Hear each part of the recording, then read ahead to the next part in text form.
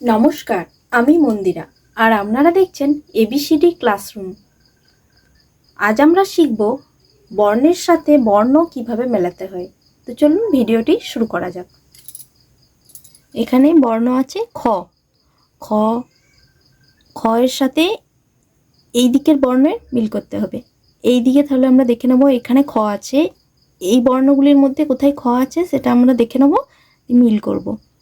তাহলে খ, এখানে আছে খ।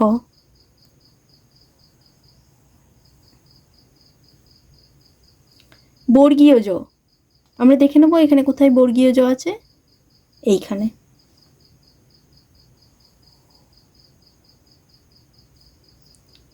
ইও, কোথায় ইও আছে দেখে নেব এই দিক থেকে।